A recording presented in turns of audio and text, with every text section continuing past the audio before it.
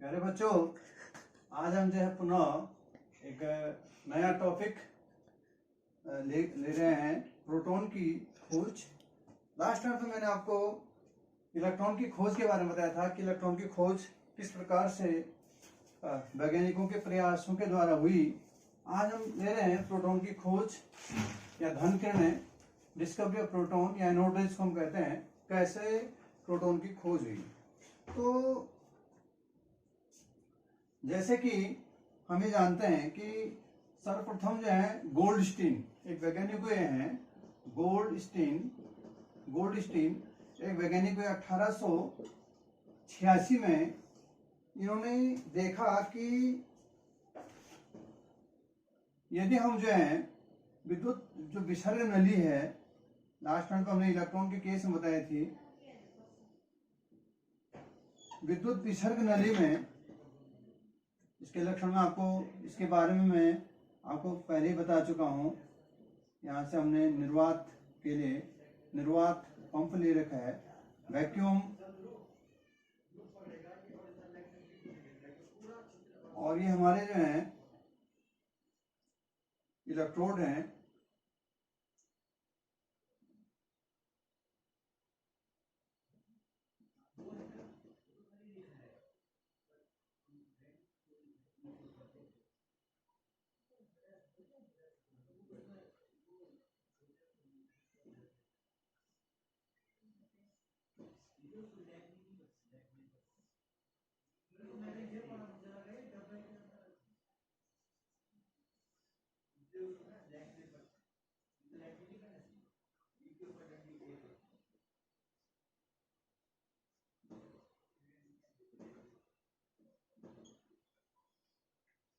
ये हमने विद्युत विसर्ग नली ली और गोल्डस्टीन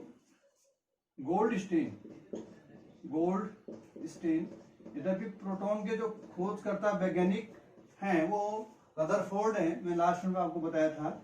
लेकिन जो ये प्रयोग किया गया, कहीं कहीं आपको प्रोटॉन की खोज का श्रेय जो है गोल्डस्टीन को भी माना जाता है, लेकिन गोल्डस्टीन ने ही ये रिजल्ट निकाले और रदरफोर्ड ने उसकी पुष्टि की। तो रदरफोर्ड के नाम पे जो है ये प्रोटॉन की खोज का श्रेय उनको मिला। लेकिन गोल्डस्टीन ने सर्वप्रथम 1886 में ये देखा कि यदि हम क्या करें, कोई विद्युत विसर्ग नली है, विद्युत विसर्ग नली जिसमें कि हम कम दाब पर हमने क्या ले रखे हैं, गैसें ले रखी हैं, और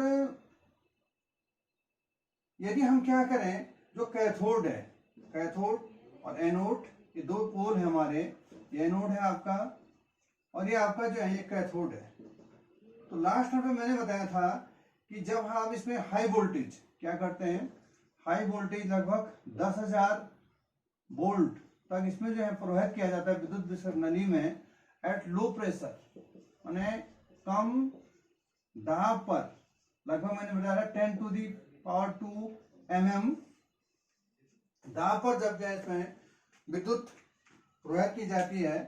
तो उन्होंने देखा था लास्ट टाइम पे कि क्या होता है, इधर से कैथोड से एक प्रकार की किरणें निकलती हैं जो कि एनोड की ओर चलती हैं, और इस एनोड के पीछे इस प्रदीप्तिशील जो पर्दा है जिंक सल्फाइड का, उसमें ये प्रदीप्ति पैदा करती है।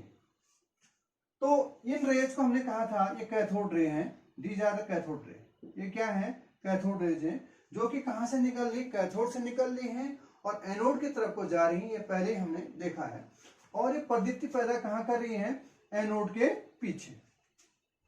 अब गोल्डस्टीन महोदय ने देखा कि यदि हम जो कैथोड है वो छिद्रयुक्त ले दें, मतलब जो छिद्रयुक्त कैथोड ले लें, छिद्रयुक्त का मतलब उसमें क्या हो, छेद हो, ये छेद हो रखे इसमें, छिद्रयुक्त कैथोड हम ले लेते हैं। यदि होल कंटेनिंग, जिसको हम कहते हैं परफोरेटेड भी इसको हम कह सकते हैं, छिद्रयुक्त या परफोरेटेड, यदि हम कैथोड ले लेते हैं, छिद्रयुक्त यदि हम कैथोड ले लेते हैं, तो उन्होंने देखा कि कैथोड के पीछे भी जो है ये यहां चमक उत्पन्न होती है।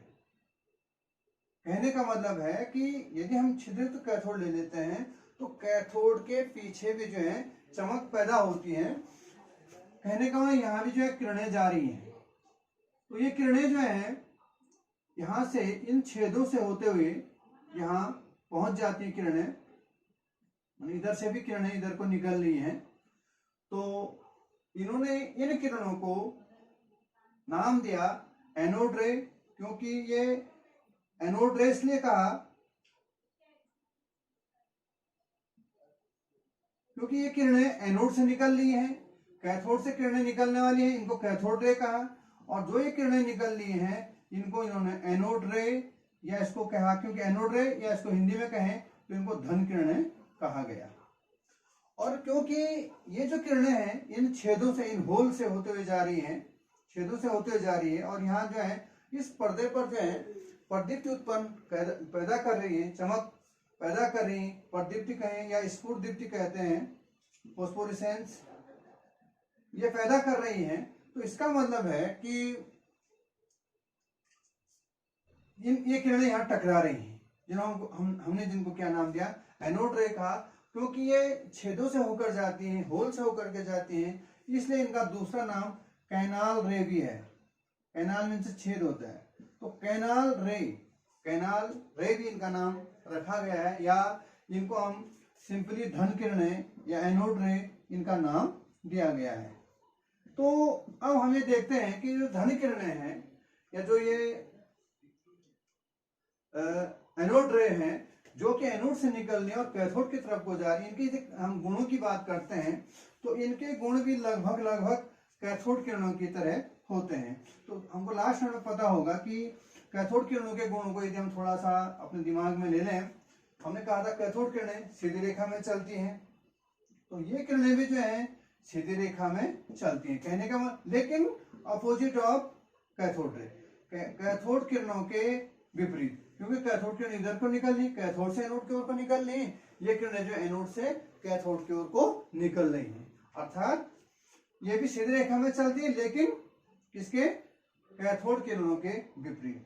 दूसरा आज हमने कहा था कि जो कैथोड किरणें होती है उनमें द्रव्यमान होता है, उनमें उनका कुछ द्रव्यमान है और उनमें काइनेटिक एनर्जी है, उनमें गतिज ऊर्जा है, जिसका हमको रिजल्ट मिला था कि यदि उन कैथोड किरणों के मार्ग में कोई हम हल्का पैडल व्हील का मतलब होता है हल्का कोई पंखनुमा, बहुत ही पतला पहिया है, पंखनुमा कोई पहिया है, यदि हम उसको रख देते हैं तो घूमने लगता है। कहने का मतलब इन किरणों में क्या है, द्रव्यमान है और इनमें क्या है, गतिज ऊर्जा है, जिसके कारण इनके मार्ग में रखा गया। यदि हम इधर को यहाँ कोई वो रख देते हैं, कोई पंखनुमा कोई बहुत हल्का जो पहिया रख देते हैं और इन किरणों पर जो है एनोड रे पड़ रही है, तो ये एनोड रे के द्वारा जो है ये जो पहिया है इनमें गति उत्पन्न हो जाती है, घूमने लगता है। अर्थात इसमें क्या है, इन किरणों में द्रव्यमान भी है और इनमें जो है गतिज ऊर्जा है, कुछ कार्य करने की क्षमता, मैकेनिकल इफेक्ट है, मैकेनिकल इफेक्ट माने कार्य करने की इनमें क्षमता, यांत्रिक शक्ति है इनमें। नंबर तीसरा हमने आपको बताया था कि जो कैथोड किरणें होती हैं, ये कैथोड किरणें विद्युत एवं चुंबकीय क्षेत्र में, दोनों बताया था, विद्युत एवं चुंबकीय क्षेत्र में विक्षेपित हो जाती हैं। उसी प्रकार से जो धन किरणें हैं या एनोड रे हैं ये भी जो है विक्षेपित हो जाती हैं, लेकिन कैथोड किरणों के विपरीत। हमने आपको लास्ट में बताया था यदि हम यहाँ पर कोई क्या लगा दें, कोई प्लेट लगा दें, इलेक्ट्रिक प्लेट लगा दें, माने इस पर धन आवेश और ऋण विद्युत क्षेत्र पैदा कर दें, यहाँ पे माने इधर से हमें विद्युत क्षेत्र शुरू कर दिया यहाँ पे, विद्युत इन किरणों के अंदर यहाँ पे, तो ये क्या होता है, ये किरणें क्योंकि हमने आपको बताया था कैथोड रे जो है विद्युत क्षेत्र में क्या होता है, धन प्लेट की ओर मुड़ जाती है, लेकिन ये किरणें जो है ऋण प्लेट की ओर मुड़ जाती हैं। ऋण प्लेट की ओर मुड़ने का मतलब, इनका डिवीजन जो है ऋण प्लेट की ओर है, ऋण प्लेट की ओर मुड़ने का मतलब है इन पर क्या है, धन आवेश है। क्योंकि हमने आपको बताया था कि विज्ञान का एक नियम है कि विपरीत आवेशों में क्या होता है, आकर्षण होता है। तो क्योंकि धन ऋण प्लेट की ओर मुड़ लें, इसका मतलब है इन पर क्या है, ऋण आवेश है। और चुंबकीय क्षेत्र में भी ये क्या होती हैं, विक्षेपित होती हैं। और चुंबकीय क्षेत्र में विक्षेप का उसी प्रकार से होगा क्योंकि जिधर से ये आ रही हैं और यहाँ पर चुंबकीय क्षेत्र के जो है लंबवत, जिधर लंब उस जो चुंबकीय क्षेत्र है उस चुंबकीय क्षेत्र के लंबवत जो है ये क्या होंगी, विक्षेपित होंगी। नंबर जो चौथा पॉइंट था हमारा कि ये किरणें जो हैं ये भी क्या कर सकती हैं कि इनमें भी जो कैथोड किरणों की तरह इनमें भेदन क्षमता होती है। भेदन क्षमता माने भेद सकती हैं, ये किन्हीं एल्यूमिनियम शीट वगैरह को भेज सकते हैं, लेकिन कैथोड रे की तुलना में कम। भेदन क्षमता तो है लेकिन कैथोड रे की तुलना में इनकी भेदन क्षमता क्या है, कम है।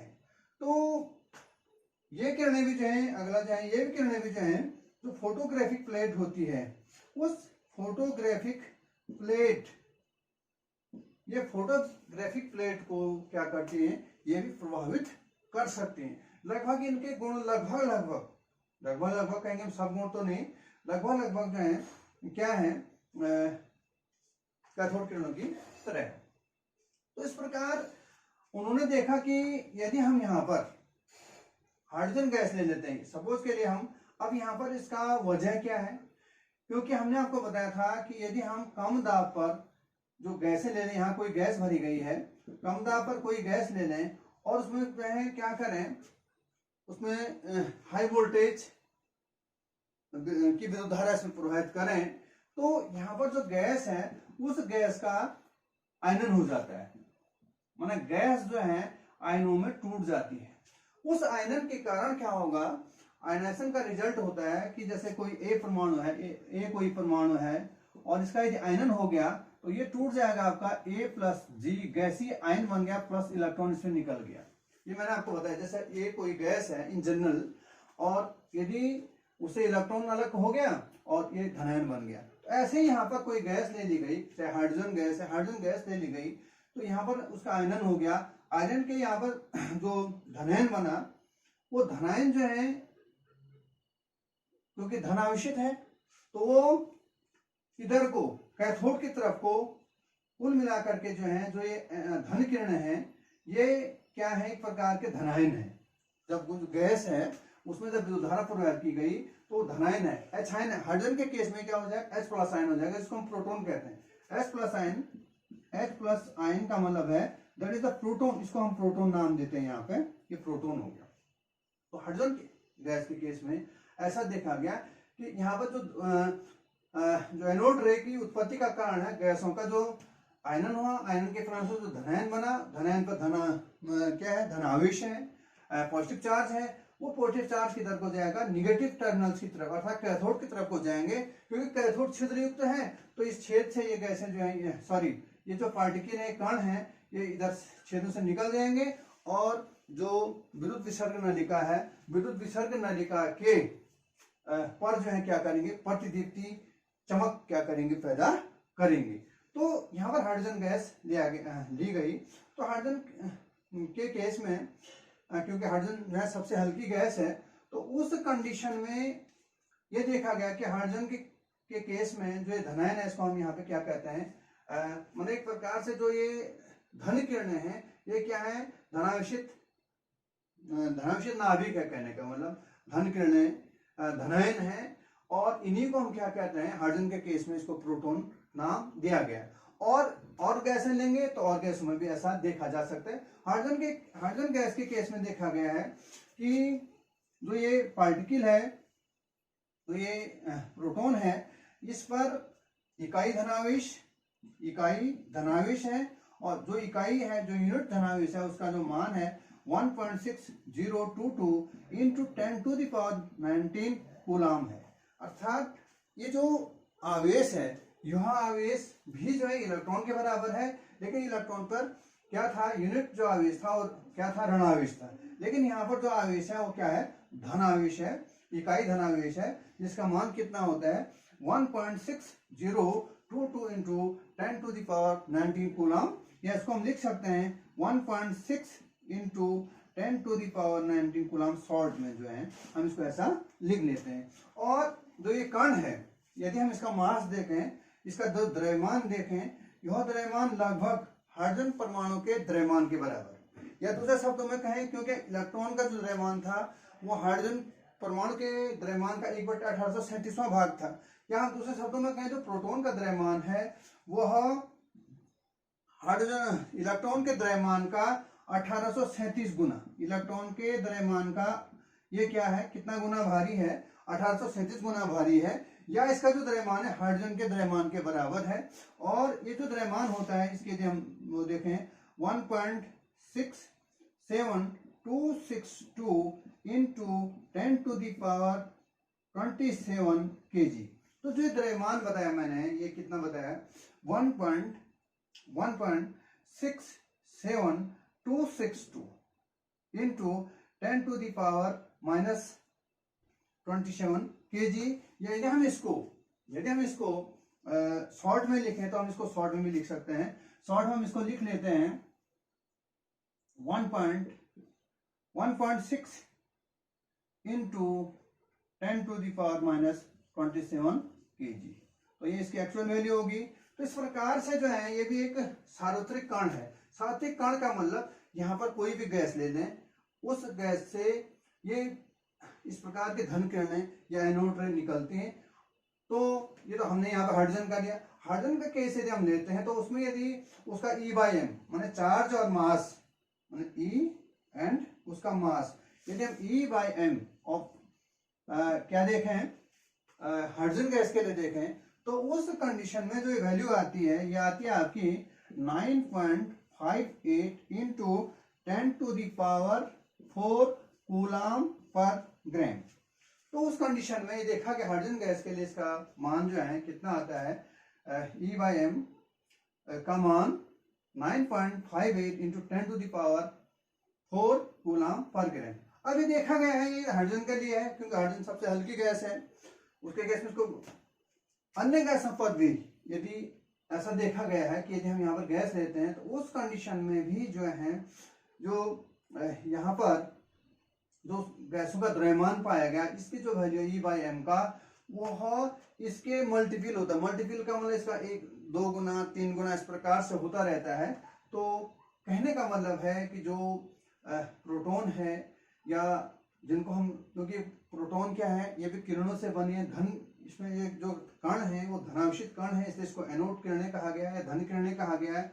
ये भी एक सात्विक कण है जिस पर कि क्या होता है, इकाई धनावेश होता है। उस धनावेश का मान 1.602 × 10⁻19 कूलाम, और इस इकाई जो धनावेशित कण है इसका जो द्रव्यमान होता है वह इलेक्ट्रॉन के द्रव्यमान का 1837 गुना, या हाइड्रोजन परमाणु के द्रव्यमान के बराबर इसका द्रव्यमान होता है। और वह क्या है, उसका मान कितना बताया मैंने, 1.67 इंटू 10⁻27 kg इसका क्या होता है, द्रव्यमान होता है। तो ये तो था प्रोटॉन के बारे में। और जो श्रेय मिला खोज करता उसे इसके गोल्डस्टीन है, लेकिन जो इनका जो श्रेय मिला वो रदरफोर्ड को मिला। तो था थोड़ा सा प्रोटॉन की खोज के बारे में। अब हम लेते हैं न्यूट्रॉन की खोज। न्यूट्रॉन की खोज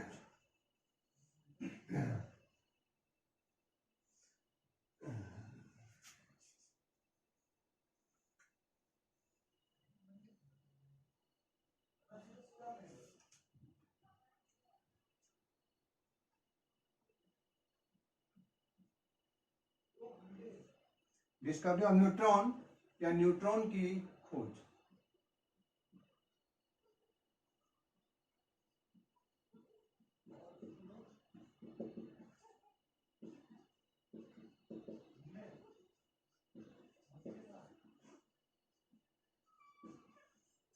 डिस्कवरी ऑफ न्यूट्रॉन, न्यूट्रॉन की खोज। तो 1932 में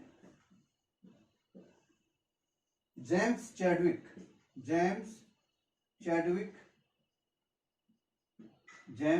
चैडविक नामक वैज्ञानिक ने न्यूट्रॉन की खोज की। और इन्होंने क्या किया, देखिए वैज्ञानिकों ने, जो वैज्ञानिक होते हैं वो तमाम एक्सपेरिमेंट करते हैं, तमाम प्रयोग करते हैं। उन्होंने ये पाया कि भाई ठीक है, अभी तक हमारे दो कण हो गए, जो परमाणु है, परमाणु यदि हम मोटी बात करें तो परमाणु के अभी तक दो भाग हो रहे हैं। रदरफोर्ड ने जो अपना एक्सपेरिमेंट किया, तो रदरफोर्ड के एक्सपेरिमेंट ने कहा कि परमाणु के दो भाग होते हैं। जिस परमाणु को हम डाल्टन महोदय अविभाज्य कह रहे थे, अब यहाँ पर हमारे परमाणु के दो भाग हो गए, एक नाभिक और एक नाभिक के बाहर का विशाल क्षेत्र। एक तो नाभिक हो गया और एक हो गया इस नाभिक के बाहर का जो विशाल क्षेत्र है, नाभिक और नाभिक के बाहर का विशाल क्षेत्र। तो ये देखा गया है कि अभी तक हम ये पा रहे हैं कि इसमें जो प्रोटॉन है, ये रदरफोर्ड नाम ने देखा कि धनावेशित जो नाभिक होता है धनावेशित होता है, और हमने अभी दो कण की उपस्थिति पा ली। इलेक्ट्रॉन जो है अभी नाभिक में क्या होता है, धनावेशित कण जिनका प्रोटॉन होते हैं, और इस विशाल क्षेत्र में इलेक्ट्रॉन जो है चक्कर लगाते हैं। अभी हम परमाणु मॉडल की बात नहीं कर रहे हैं, मोटी बात कर रहे हैं। तो इस क्योंकि परमाणु जो है विद्युत उदासीन होता है, तो उन्होंने कहा कि ठीक है भाई, प्रोटॉन की खोज क्यों हुई? प्रोटॉन की खोज इसलिए हुई क्योंकि इलेक्ट्रॉन, परमाणु में जब इलेक्ट्रॉन है तो क्योंकि परमाणु विद्युत उदासीन है तो इसमें धनावेश होगा, धनावेश हो गया। तो धनावेश क्योंकि परमाणु विद्युत उदासीन है, कहने का जितने उसमें पॉजिटिव चार्ज है उतना उसमें क्या है, नेगेटिव चार्ज है। तो परमाणु क्या गया, विद्युत उदासीन हो गया। परमाणु इलेक्ट्रिकली न्यूट्रल है, विद्युत उदासीन हो गया। अब न्यूट्रॉन की खोज क्यों हुई? अब उन्होंने देखा कि परमाणु का जो भार है वह नाभिक के कारण होता है, क्योंकि जो परमाणु के बाहर जो इलेक्ट्रॉन रिवॉल्व होते हैं, चक्कर लगाते हैं, उनका जो द्रव्यमान है वो लगभग नेग्लिजिबल है, बहुत नगण्य है। मैंने आपको बताया था 9.10939 इंटू 10⁻⁻31 kg, इतना कम द्रव्यमान है। 9.10939 इंटू 10⁻31 kg, ये इतना कम द्रव्यमान है, बहुत कम द्रव्यमान है, तो नेग्लिजिबल हम इसको कह सकते हैं। तो कहने का मतलब जो इलेक्ट्रॉन चक्कर लगा रहे हैं या जो ऋणावेश है परमाणु वो ना के बराबर है। तो कहने का मतलब सारा परमाणु का जो भार है वो किसके कारण है, नाभिक, इस नाभिक के कारण है। और नाभिक में क्या है, प्रोटॉन है, इस प्रोटॉन के कारण है। सपोज हम कार्बन की बात लेते हैं, कार्बन 6C12। तो कार्बन में क्या होगा कि आपने देखा होगा उसका जो एटॉमिक नंबर है यहाँ पर, परमाणु क्रमांक, जिसको हम परमाणु क्रमांक कहते हैं, अभी बताएंगे हम नेक्स्ट क्लासेस में। आपका परमाणु क्रमांक है 6।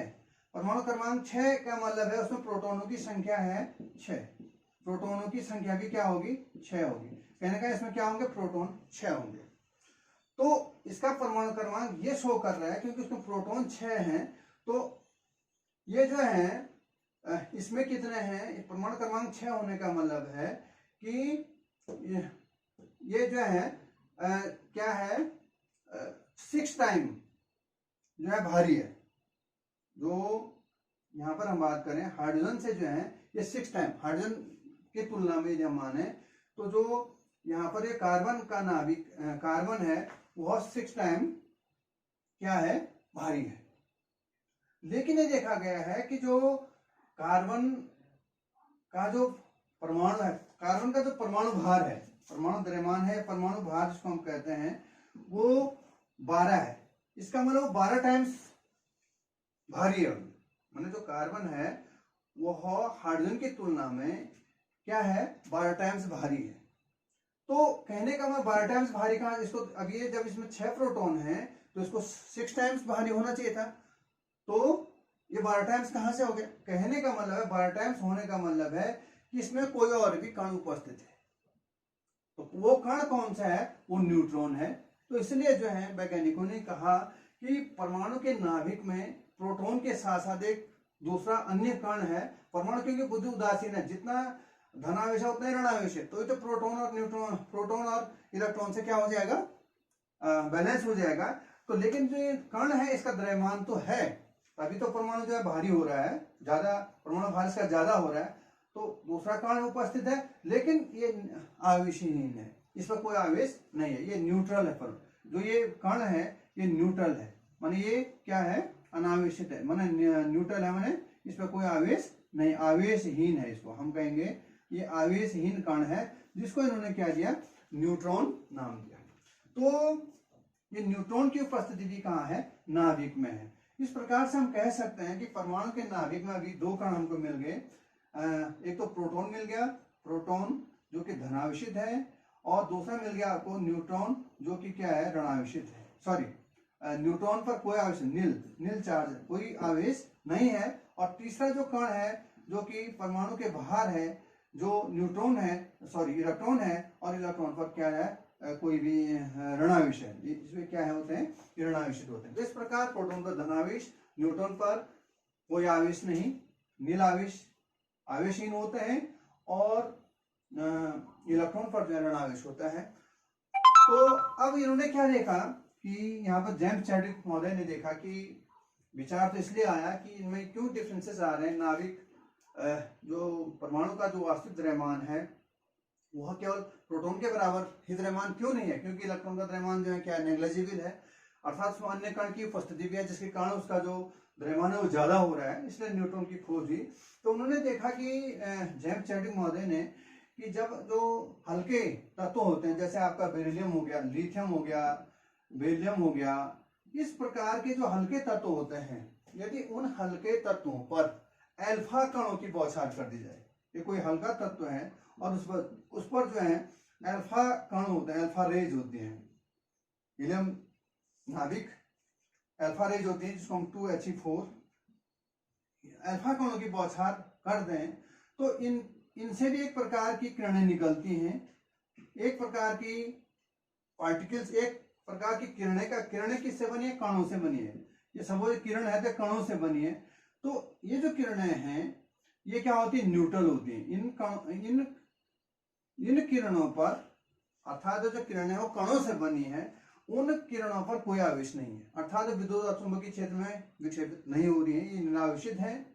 और ये भी जो है सभी, ये भी सार्वत्रिक कण है। कहने का मतलब आप कोई भी गैस ले लेते हैं या कोई भी यहाँ पर कोई भी हल्के तत्व ले लेते हैं, तो उन सभी हल्के तत्वों से ऐसा जो है ये न्यूट्रल पार्टिकल या न्यूट्रल किरणें निकलती हैं, और जिन पर की कोई आवेश नहीं है। लेकिन इनका जो द्रव्यमान, यदि इनकी द्रव्यमान की हम बात करें, इन किरणों के द्रव्यमान की बात करें, इनका द्रव्यमान लगभग जो है प्रोटॉन के द्रव्यमान के बराबर या हाइड्रोजन परमाणु के द्रव्यमान के बराबर लगभग, और वो भी क्योंकि प्रोटॉन का द्रव्यमान हमने बताया था 1.67262 इंटू 10⁻⁻27 kg, इतना बताया था।